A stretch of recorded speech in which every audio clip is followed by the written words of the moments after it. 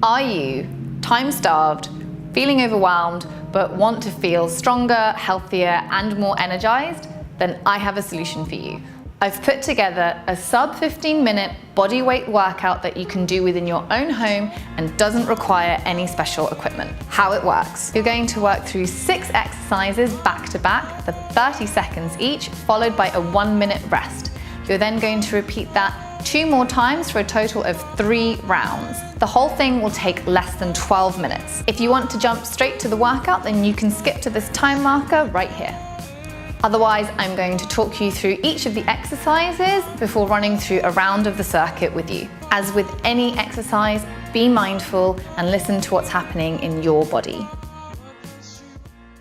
So coming down onto your back, your feet a few inches away from your bottom, your bow. The fingertips are going to rest gently behind the ears as we move, because the first thing we want to avoid is pulling on our neck like this. Where basically our neck is getting strained and our middle isn't doing any work. The second thing we want to avoid is the lower back arching into a banana and the ribs flaring out. We want to press the lower back into the mat and tuck the ribs down towards the hips, so we're drawing in through our middle. So hands gently resting behind the ears. Take a nice inhale to prepare. As you exhale, contracting through your middle, drawing the ribs down towards the hips, lifting a few inches off the mat to feel the work. The neck stays nice and neutral. Inhale to release. Exhale to contract, lifting, feel it all through the middle.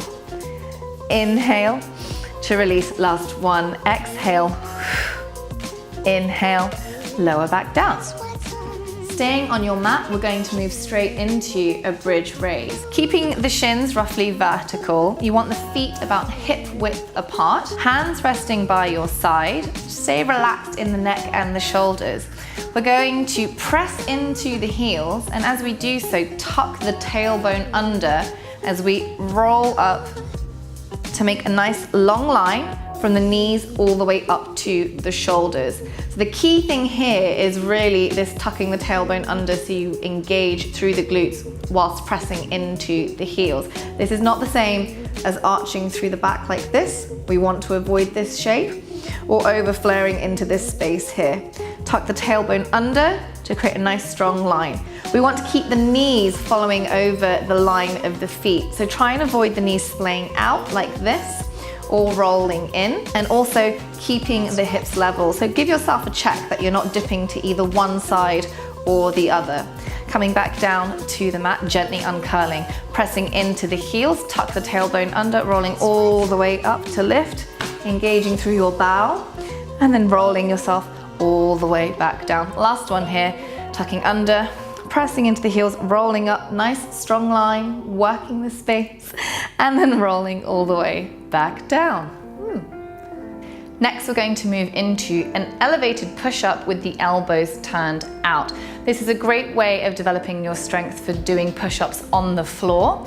You have a bunch of options for surfaces that you can use with your own home. I'm going to use a banister for demonstration purposes, but you could easily use a work desk, a dining table, the back of the sofa, or even the surface of a chair. Coming up to your surface of choice, you're going to place the hands just slightly wider than shoulder width apart, fingers turned in slightly as well. You want your feet far away enough, but not so far away that when you lower towards your surface, that the chest falls in line with the hands, and then pushing back up. Next thing that we want to avoid is banana back situations. Banana back is nobody's friend, and it causes a huge amount of strain on your lower back. And that means avoiding these sorts of shapes as we move, and also these sorts of shapes as we move. You want to come up to your tiptoes, tuck the tailbone under, and switch on through your bow. This space right here. Stay nice and engaged through your core, through the middle. Take an inhale as you lower towards the surface, elbows turned out. Exhale to push. Again, inhale to lower, nice and controlled. Exhale to push. Throughout the movement, you really want to push into the arms and through the lengths of the fingers to stay broad through the back of the shoulders and avoid the chest collapsing forwards. As you get stronger, you can progress to lower elevations to increase the challenge. Next exercise, the humble squat, so we can continue working through our bow, our glutes, and also through the quads and our thighs.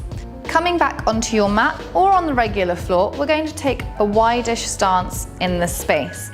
If you want a less intensive squat, you can narrow that stance, or if you're feeling a little bit more comfortable, you can have a slightly wider stance. So have a little play with what works for your body. We're going to be pointing the left foot approximately at 10 o'clock on a clock face and the right foot approximately at 2 o'clock on a clock face. Again, if this turnout is too much, you can reduce that, say, to 11 and 1 on each side.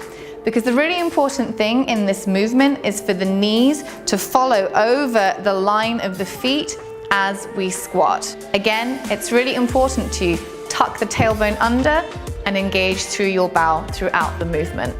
With the tailbone tucked, your bow on, hands are going to come towards the chest, trying to stay lifted in the torso as you squat down. Inhale, knees following the line of the feet. Exhale to press into the heels to come back up. So again, inhale as you lower, try and avoid the chest coming forwards and the hips swinging back. Pressing into the heels, exhale as you come up. If going down to 90 degrees is too intensive, you can reduce that bend, maybe coming halfway down, then coming up, or again, reducing the width of your stance to have a slightly narrower squat. We're going to move into a tricep dip so we can get into these bad boys right here. Wait, can you even see my tricep? You can use a chair, but you could also use a bench, the edge of a sofa, or the edge of a bed if that's what you've got. Hands shoulder width apart on the edge of the surface, fingers over the edge. Let the heels come out. The knees are going to bend to allow the bottom, your bow, to slip off the edge of the surface, squeezing the shoulder blades towards one another so you have a slight elevation through the chest. We're going to sink down to a 90-degree angle in the elbows. Press to come back up. Lower as you inhale. Exhale to push. If going down to 90 degrees is too much, take an easier movement to accommodate. Keep your gaze ahead of you so that you avoid the chest falling forwards as you move. Last exercise in the circuit, an elevated mountain climber. As with the elevated push-up, you can pick a height that works for you, whether it's a chair or a banister or a dining table. I'm going to work with a dining room chair. Hands shoulder width apart, fingers turned in slightly, stepping the feet out to make a nice long line from the shoulders down to the feet. Again, tucking the tailbone under, switching on through your bow. You want to keep pressing through the lengths of the fingers and into the arms to stay broad through the back of the shoulders, again avoiding the chest collapsing. All we're going to do is contract through our middle to raise the knee towards the chest and then pulse it back. Contract, pulse it back. Exhale as you contract. Inhale, exhale to lift. Inhale, and that's what we're going to do. It's Sackett time. 6 exercises back to back for 30 seconds, followed by a 1-minute break, repeated for a total of 3 rounds.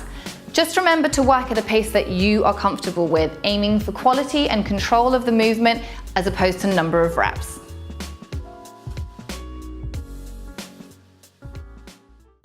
We'll get set up for the first 2 exercises. Feet hip width apart, a few inches away from your bow. Shins are roughly vertical. Hands resting gently behind the ears as we move into our crunches. We'll start in 3, 2, 1. Let's go. So remembering to keep the lower back pressed into the mat throughout. You don't want to be able to fit your fingers in that space. And also avoiding the ribs flaring out, tucking the ribs down towards the hips as you move, avoiding any pulling on the neck stays neutral throughout.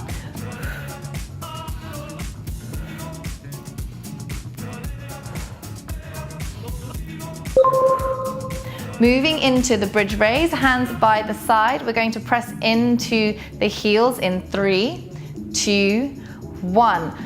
Press into the heels, tuck the tailbone under, nice long line, engaging through the glutes. rolling all the way back down. Press into the heels, rolling up, long line up to the shoulders, and coming all the way back down. So as you move, we should be feeling this in our bow. You might feel this in your hamstrings as well. And just avoiding the hips from dipping side to side.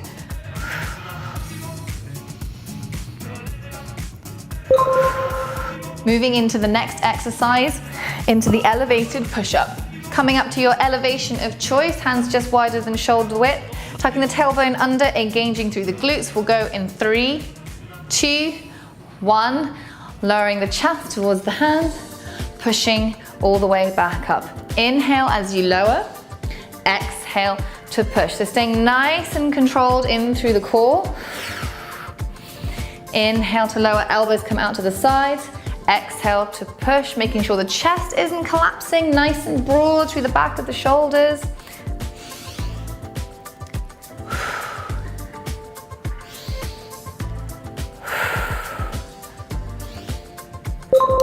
Next exercise, heading into our squat, taking a wide stance on the mat, feet roughly 10 and 2, tucking the tailbone under, nice and lifted through the chest. We're going to squat in 3, 2, 1, let's go. Lowering down, inhale, press into the heels, exhale. Lowering down. Remembering the knees are following over the line of the feet. If you're struggling with that, you can reduce the turnout of the feet. And if squatting down to 90 degrees is too much, then you can also take a gentler squat, not lowering down as far.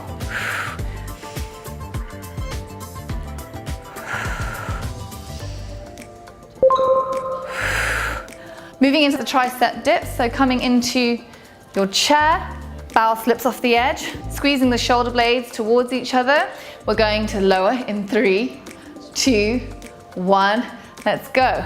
Bending the knees, dipping down to 90 degrees, pressing to lift. Inhale as you sink down, exhale to push. Inhale, staying elevated through the chest, keeping the gaze ahead of you.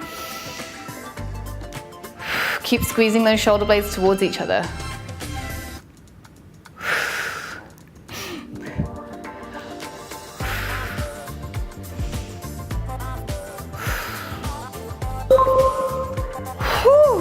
Into the last exercise of the set, turning over, coming to your surface, into your push-up position. We're going to pulse in 3, 2, 1, let's go.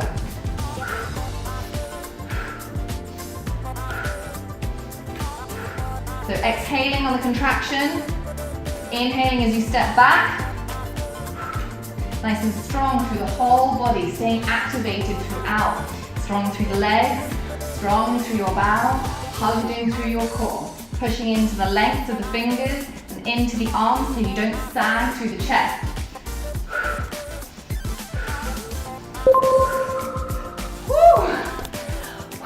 Right, you're going to take a 60-second break before repeating this entire circuit 2 more times for a total of 3 rounds.